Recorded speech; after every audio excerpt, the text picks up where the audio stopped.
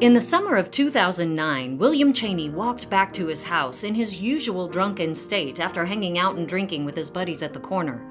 As he approached his house, he saw cars parked in front and knew it was his family trying to intervene. Ultimately, it was his mom who made him stop and think. When I opened the door and see my mom crying, tears was falling off and bouncing back up, I couldn't do nothing but grab her and tell her I'm going to get some help. William Cheney had had enough. He was tired of letting his addiction run his life. With his family's help, he arrived at the Swope Health Imani House in Kansas City, and his determination to change was already locked in. So when I signed up, they didn't have a bed. I had all my clothes and everything, and they told me they didn't have a bed. So I told them, I said, look, this is gonna be the deal. I'm gonna leave my clothes here, because if I take my clothes back home, I'm not coming back. I'm going straight to the corner, get my drink on. So they let me put my clothes in one of the offices, and I came back, I think it was the following week, and there was a girl there too that was trying to get in. They didn't have a bed for her. So I just told them flat out, look, y'all need to find somewhere for me to sleep, because I'm not leaving this time. After he graduated from the program, William began his journey of recovery and continued to show up at the Imani House as a volunteer. Mr. Cheney was a client here at Imani, and after he was done with his treatment here, he started volunteering. He made it a goal to work here. He volunteered here for 7 years before he was hired. He just kept saying, I'm gonna get paid one day for what I do. So he just kept showing up and volunteering, and then he became the first paid peer here at Imani. He did such an excellent job as a client in residential and outpatient, and even after he completed both of those programs, he continued to come and he would facilitate groups for the clients in the afternoon, support groups. So in that way he could tell his story to inspire them to want to get and stay clean. It can be done.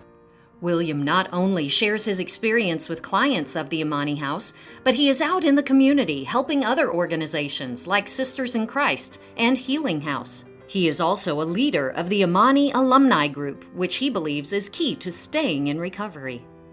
Just watching Cheney's compassion for people and their recovery and being serious about it, and not only talking it, but he actually walked it out. He did what he was showing others they could do, and never once had this flamboyancy about himself. He was always very humble, very honest, and very candid about what he was doing. He is driven by his passion and strives for higher goals by searching for new ways to reach and help others. What drives my passion is me knowing that this stuff is still out there. Being able to help somebody. God helped me, and when he spoke to me, he said, the only way you can keep your recovery is give it away. With the Truth About Drugs program, I remember when he first brought that to my attention, and I looked at it and I thought it was a good program, and he knew what he wanted to do with it. He put it into the program here. He's been at several churches in the community to teach the children that, you don't have to use drugs and how drugs can affect your life negatively if you continue to do those things. I believe the Kauffman Stadium had a big family event. He took a table, took his materials out there and some of the alumni members, and they talked to the children and gave out as much information as he could.